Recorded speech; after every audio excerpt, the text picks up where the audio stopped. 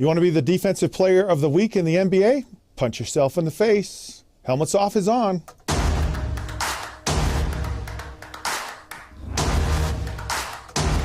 All right, welcome to another edition of Helmets Off. I'm your host, Scott Mitchell. That's right, Rudy Gobert of the Utah Jazz, as he walked off the court after the Jazz had beaten the Minnesota Timberwolves, Rudy Gobert punched himself in the face. Not many people saw it, but I saw it.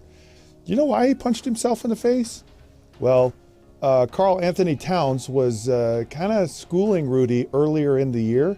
In fact, NBA centers have kind of somewhat had their way with Rudy. And of course, Rudy is a very, very emotional player. He's also a guy who was snubbed for the All-Stars. And he'll probably be the defensive player of the year again this year. He was this last year. He certainly is a force defensively. But the old Minnesota Timberwolf, Karl Anthony Towns, was a pick in the All-Star game. And that apparently did not sit well with Rudy Gobert. So the Jazz are playing the Timberwolves, and although Towns had a good game, he played well, the Jazz won, and I want to say Rudy got the best of him, and you could tell that he was fired up for this game. And it just made me laugh to see that there was this like physical altercation with himself to get himself pumped up.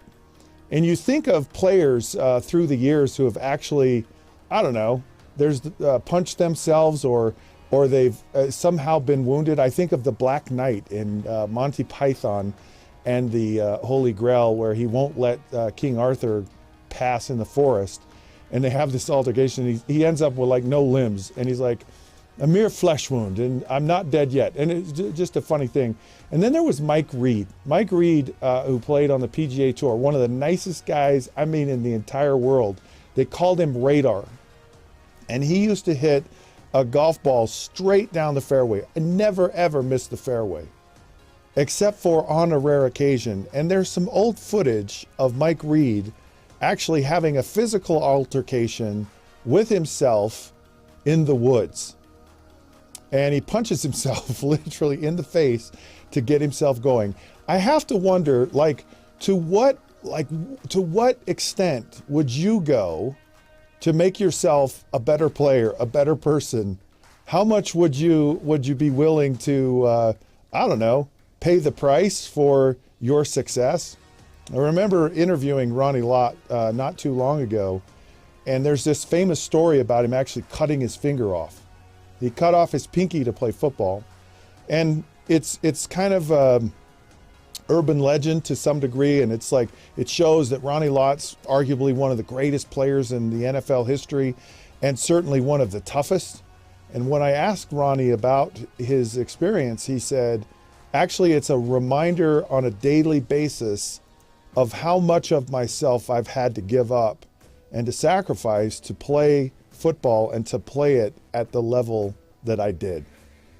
So Rudy Gobert punching himself in the face, maybe it gets him excited. Maybe it wins him the NBA Defensive Player of the Year again. Maybe he gets in the All-Star game. Maybe the Jazz go beyond the first round of the playoffs. I mean, if all it takes is just punching yourself in the face, I'm like, let the guys smack each other around. But on the other side, there's a tremendous physical sacrifice that happens for the passions that we have in our life, for the sports that we play, for the things that we do. And I'm not just saying this happens in just sports, but it happens everywhere.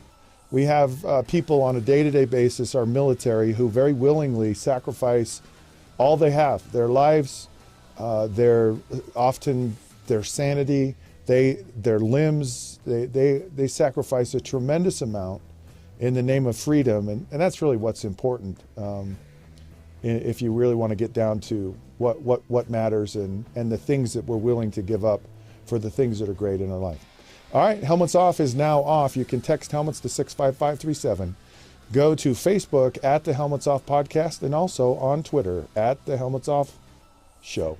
You can check us out on that smarty phone of yours. Until then, we'll catch you soon.